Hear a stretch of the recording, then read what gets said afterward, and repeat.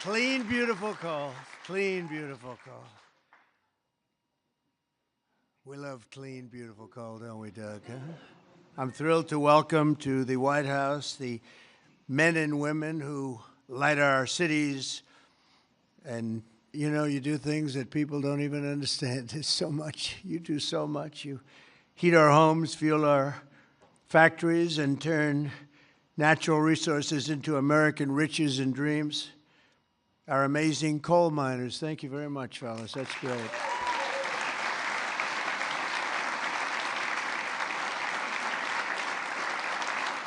And I know you well. I know you well. I think I get about 97% of your vote. And you wouldn't want to do anything else. You wouldn't switch with a guy who had a beautiful penthouse apartment on Fifth Avenue. You wouldn't switch with that was me. I had a nice, easy life. And now I decided to do this. But you know what? We just hit the highest price in the history of the stock market, $50,000.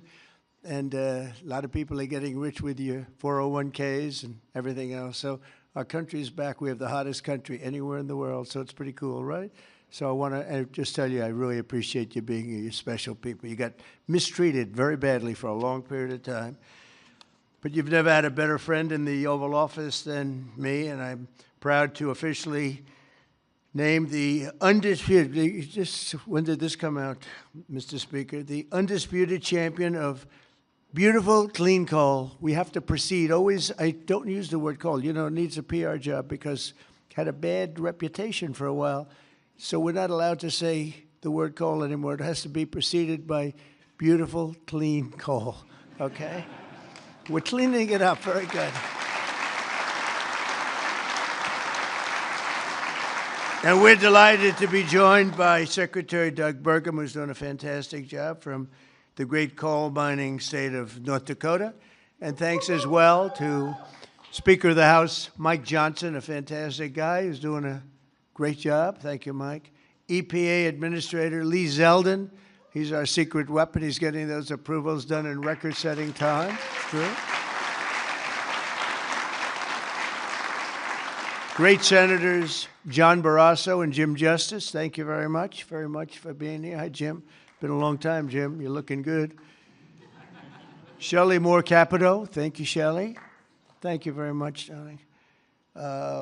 Marsha Blackburn, Bill Haggerty, Ted Budd, John Husted, Bernie Marino, and David McCormick, all here, great senators, every one of them, great senators, representatives of the House, Jim Baird, Troy Balderson, Andy Barr, Dave Taylor, Warren Davidson, Troy Downing, Morgan Griffith, Brett Guthrie, Harriet Hageman, Mike Kelly, Dan Muser, Scott Perry, Carol Miller, Dana Harshberger, and Riley Moore. Boy, that's a good group of people. We have some others in here, too, and I'm not going to say it's just too many. Don't get angry at me.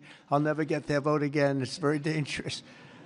I also want to thank the president of the Washington Coal Club, Michael Day, CEO of the National Mining Association, Richard Nolan, along with many of the greatest business leaders in this powerful industry and a great industry it is. But of course, the most important people here today are those who get their hands a little bit dirty to keep America running at full speed, our frontline coal workers. And I'm pleased to report that in the first year of my presidency, real wages for the typical miner increased by more than $2,200. I'd say that's pretty good, right?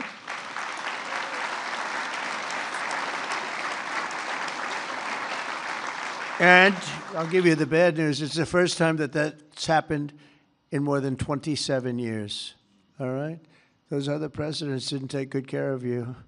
They didn't take good care of you at all. They didn't realize what they had.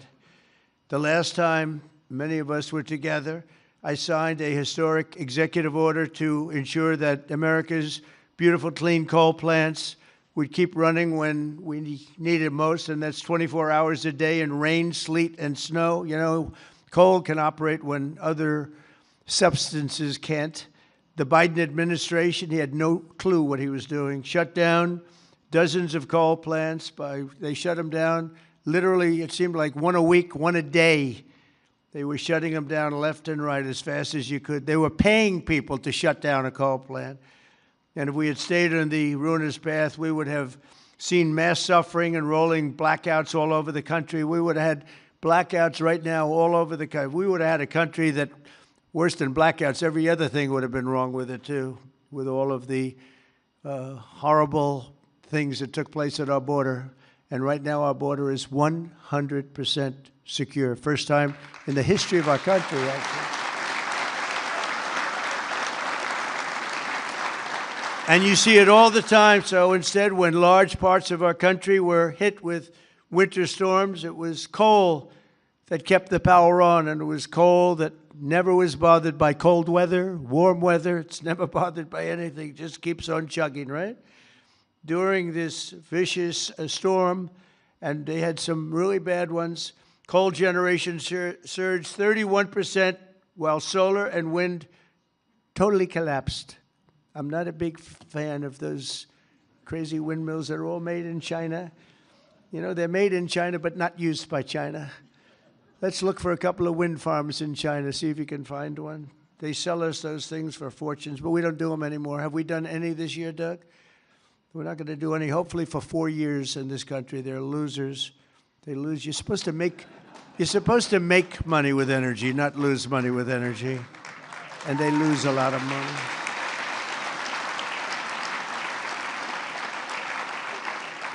And by the way, they're all over Europe. And, you know, I was recently there, and it's not recognizable what they've done to their beautiful fields and those beautiful, beautiful scenic areas. And they put those wind turbines all over the place, and they're chugging, chugging, chugging, not doing a damn thing except every time it goes around, it loses a fortune. It's horrible. They've lost their way. Not recognizable. And then I wonder why they don't like me over there. But you know who likes me over there? The people like me over there, I can tell you, because they know I'm right. More than 200 million Americans across 35 states were impacted by the storm, and the only reason most were able to take a hot shower was thanks to the power provided by the most reliable, dependable, and really dependable form of energy that we have, and that's clean, beautiful coal. Biden and the radical left wanted to abolish coal. They did everything they could, everything possible. But on day one of this administration, I ended the war on coal. We terminated the Green New Scam, and we withdrew from the unfair, one-sided Paris Climate Accord. That was another beauty we had. We paid $1 trillion. Nobody else had to pay 10 cents. Already I've saved 74 coal power plants from crushing restrictions and closures that would have been forced to shut down in the very immediate future. And today I'm proud to announce that the Tennessee Valley Authority is taking action to save 2 major coal plants in Tennessee. Tennessee Valley Authority.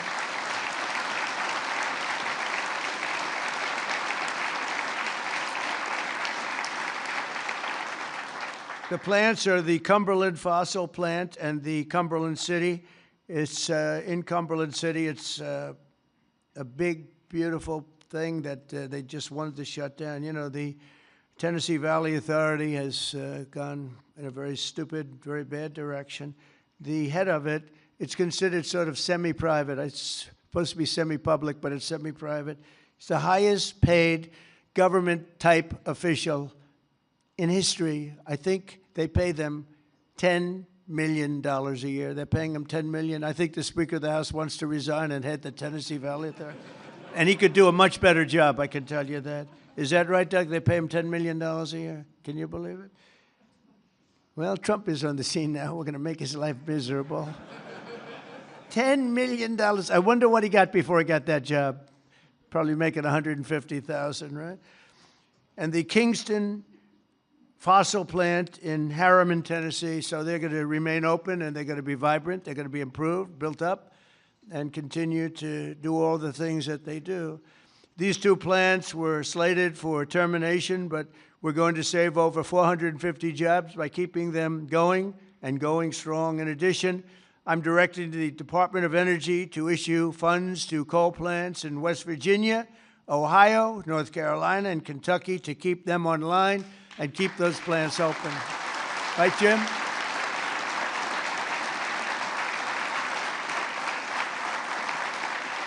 And very importantly, we're also bringing our coal mines roaring back to life. Under 4 years of the Biden administration, Sleepy Joe, not a single permit was approved for a new coal mining project. Think of it. 4 years, not one permit. They were all being disapproved, actually. So not a single permit was approved. I didn't know that. But in 1 year of Trump, we've already approved over 70 permits for very big, very powerful mines that are going to be with us for many, many years to come. And we did that over the last 30 days. We did more than half of them because we have the system going now. It's a very reliable source, great source. If you look at some of the most prosperous places in the world, they run on coal. Since I took office, coal production is up by nearly 4 million tons a month after falling for decades. I mean, literally decades. Coal power generation is up by nearly 15% in my first year, and that number is going to be about 25 or 30% this coming year, at least. These pro-American energy policies are bringing energy prices way down. You see what's happening even with gasoline. I was in Iowa last week, and it was $1.85 a gallon. And many of them are $1.99 and $1.91 I saw. We have them under $2 a gallon now. A little while ago, just a year and a half ago, they were at $3.50, $4, $4.50. In California, $7 because of the crazy taxes. Coal is one of the lowest priced energy sources, and it's probably considered by almost everybody to be the most reliable. It requires no subsidies because you make money with coal. More coal means lower cost and more money in the pocket of the American citizens and in the pocket, frankly, of the United States of America. That's not bad. Every once in a while, we have to take care of our country, right? With us today is Kayla Blackford, who drives a haul truck at Bear Run Mine in Duggar, Indiana. Great state. We love Indiana. I only like states that are one so big, you know. I want to pick no, I like them all. Where she has worked for 5 years, and she's joined by her wonderful husband, Eric, who also works at the mine, and their really incredible son, Isaac. And Kayla, if you could come forward, I'd like to just have you say a few words, please. Come on up. Where's Kayla? Kayla, oh, hi, Kayla.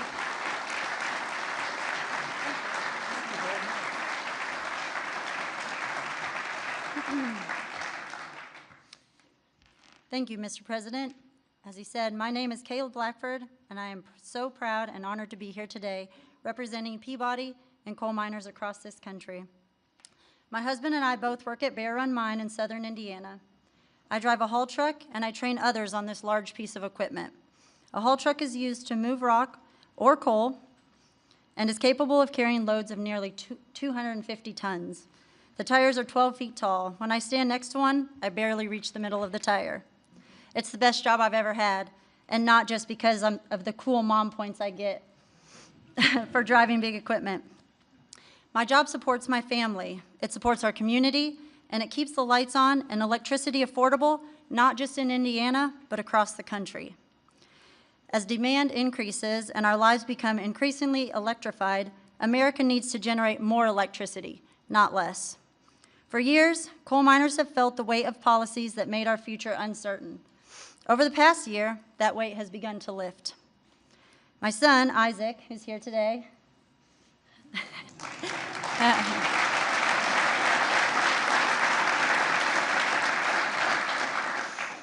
has friends whose parents also work at Bear Run. And when you grow up seeing huge mining equipment from the road, like Isaac and his friends do, you dream about the day when you get to run that equipment. When a mine closes, families don't just lose their jobs. They're often forced to leave their communities, their schools, and their support systems behind. The common sense policies to keep coal plants running implemented by this administration mean that my husband and I can keep working, stay where we are, and continue raising our son in our community that we call home. And the impact is even greater than that because you, Mr. President, have single-handedly kept utility prices affordable, the lights on, and our jobs alive. We are real people under these hard hats. On behalf of America's coal miners, thank you, Mr. President, for recognizing the value of coal and the value of the people who power this industry every day. Thank you, Kayla. Thank you so much. So nice to meet you. Thank you very much for all of